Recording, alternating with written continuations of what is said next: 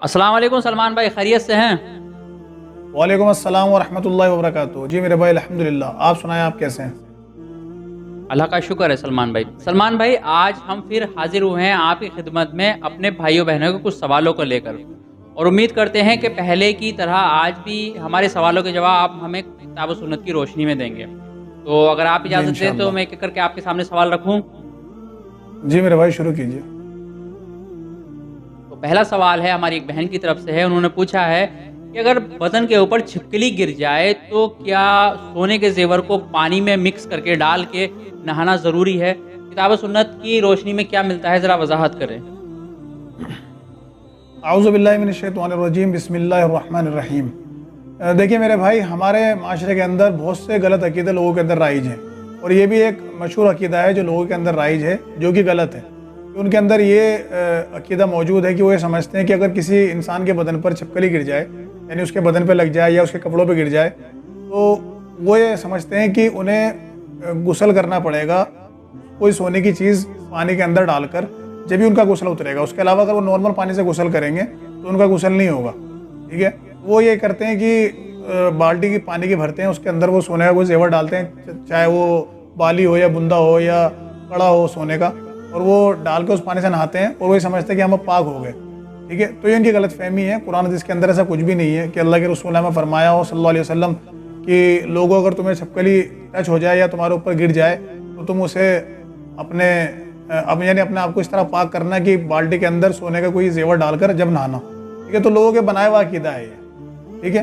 حالانکہ آپ نے اگر دیکھا ہوگا تو مسجدوں کے اندر جب آپ نماز پڑھنے جاتے ہیں، وہاں قالین بھی رہتی ہیں اور چٹائی بھی رہتی ہیں، تو اکثر میں ایسا ہوتا ہے کہ یہ چھپکلی وہاں چٹائی پر چھپکلی یا قالین پہ بیٹھی رہتی ہیں، ٹھیک ہے۔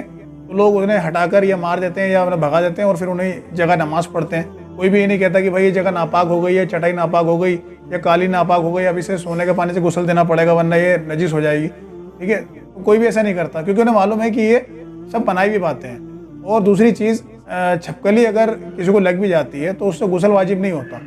یعنی چھپکلی ہمارے لیے کھانا حرام ہے، یعنی وہ ایسا جانور جس کو کھا نہیں سکتے، لیکن وہ ناپاک نہیں ہے، یعنی اگر وہ بدن پہ لگ جائے تو اس سے انسان ناپاک نہیں ہوتا، ٹھیک ہے۔ جس طرح کتا ہے، کتا اگر کسی کے بدن سے لگ جاتا ہے تو وہ انسان ناپاک نہیں ہوگا، حالانکہ کتا کھانا حرام ہے، ٹھیک ہے، ہم اسے کھا نہیں سکتے۔ لیکن اگر کوئی انسان نماز پڑھنے جا رہا ہے مسجد میں اور کتا ٹکرا جاتا ہے اس سے، تو اس کا روا پاک ہے، یعنی اس کے لگنے سے انسان ناپاک نہیں ہوتا، الا یہ کہ اس کے اوپر کوئی گندگی ایسی لگی ہو، یعنی وہ گندگی جگہ بیٹھا ہو کیچڑ میں یا ٹوائلٹ کے اوپر، وہ اس کے لگا ہو اور وہ آپ کے بدن پہ لگ جائے اس سے ٹچ ہو کر، ٹھیک ہے، تو وہ الگ مسئلہ ہے۔ لیکن کتے کا روا پاک ہے، اگر وہ آپ سے ٹچ ہو جاتا ہے تو آپ ناپاک نہیں ہوتا۔ تو سیم ایسی چھپکلی ہے، اگر آپ کے بدن پر لگ جاتی ہے تو اس سے کوئی نہانے کی ضرورت نہیں ہے، الا یہ کہ آپ کو کراہت آ رہی ہو، یعنی کسی انسان کو گھن آتی ہے تو وہ اگر ہاتھ دھونا چاہتا ہے، اگر اس کا ہاتھ پہ لگ جائے یا کپڑوں پہ لگ جائے، کپڑے چینج کرنا چاہتا ہے تو وہ الگ مسئلہ ہے۔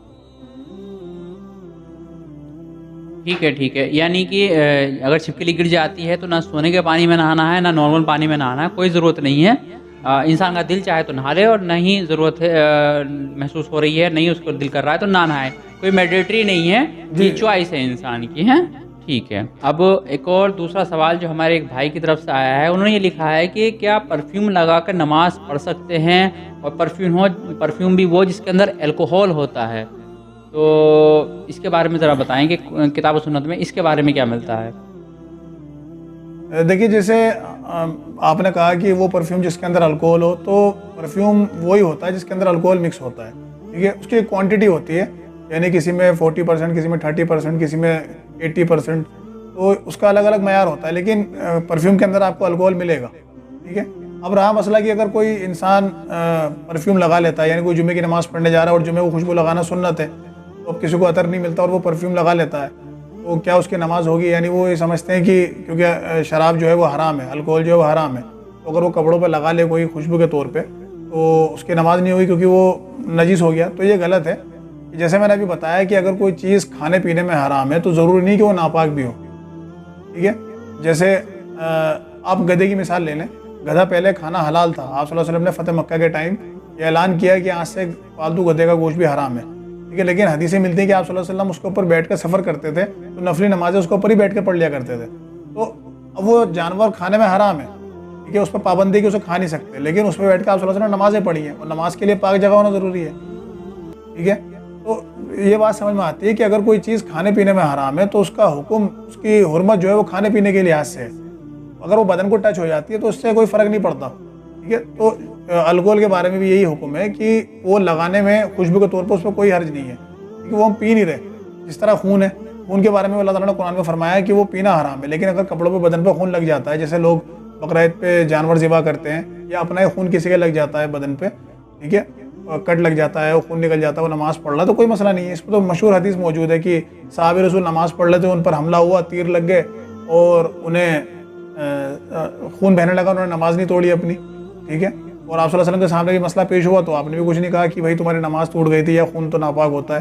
तो पीने के लिए हराम है अल्कोहल, लग जाए कपड़ों पे तो उससे कोई मसला नहीं है। जिस तरह आप देखें कोरोना में पूरी मस्जिदों को सैनिटाइज़ किया गया, इवन काबतुल्लाह को सैनिटाइज़ किया गया, हालांकि उसमें ज़्यादा अल्कोहल होता है, ठीक है। तो लोग फिर कैसे जायज़ हो गया लोगों के लिए वहाँ नमाज़ पढ़ना जाकर एक हराम चीज़ आप वहाँ डाल रहे हैं। तो हराम पीने के लिहाज से है, लगाने के तौर पे कोई मसला नहीं है, ठीक है। ठीक है सलमान भाई, चलो इसकी भी वजाहत हो गई। अब हमारे पास एक और तीसरा सवाल आया है जो कि हमारी एक बहन की तरफ से। वो कहती हैं कि क्या घर में रात में झाड़ू लगाना मना है, इसके बारे में थोड़ा वजाहत करें। देखिए, आप अपने घर के अंदर कभी भी साफ़ सफाई कर सकते हैं उसके अंदर कोई मुमानियत नहीं है। यानी ये भी मशहूर है कि रात में सफाई नहीं करनी चाहिए घर के अंदर, इससे बेबरकती आती है या रहमत के फरिश्ते नहीं आते, तो ये सब बनाई भी बातें, ऐसा कहीं भी नहीं है। इंसान की जब ज़रूरत होगी अपने घर में, उसे लगेगा कि यहाँ गंदगी हो गई है। यानी ज़्यादातर जो बच्चों वाले घर होते हैं जहाँ बच्चे रहते हैं छोटे छोटे, वो थोड़ी थोड़ी देर में घर को ऐसा कर देते हैं कि वो कभी यहाँ कचरा कर दिया, कभी वहाँ कचरा कर दिया, घर फैला दिया, तो बार बार सफाई करनी पड़ती है, ठीक है। और आप वहाँ देखें, हरम के अंदर देखें, हरम के अंदर तो आप देखेंगे रात के 10-11 बजे तक सफाई चलती रहती है, क्योंकि वहाँ पब्लिक है, खाती पीती भी है हरम के अंदर, उनके हदूद के अंदर बैठकर, तो वहाँ बार बार थोड़ी गंदगी हो जाती है तो वो साफ़ करते रहते हैं, मशीनें लगी हुई हैं। तो जब अल्लाह के घर में 24 घंटे सफाई चल रही है तो फिर अपने घरों में हम कैसे कह सकते हैं कि रात में सफाई नहीं करेंगे, फरिश्ते नहीं आएंगे। हालांकि वहाँ तो रहमत के फरिश्ते हर हाल में रहते हैं अल्लाह के घर में, ठीक है। तो ये भी लोगों का बनाया हुआ अक़ीदा है, ऐसा कुछ नहीं है। जब आपको ज़रूरत लगे आप अपने घर में सफाई कर सकते हैं। ठीक है। बहुत बहुत शुक्रिया सलमान भाई आपका वक्त देने के लिए। और ये चूँकि सवाल आ रहे थे और इस तरह के और बहुत सारे सवाल हैं, हम कोशिश करेंगे धीरे धीरे आपकी खिदमत में रखते रहें और आपसे जो हमें रहनुमाई मिलती रहे। अच्छा, अस्सलाम वालेकुम रहमतुल्लाहि व बरकातहू। वालेकुम अस्सलाम व रहमतुल्लाहि।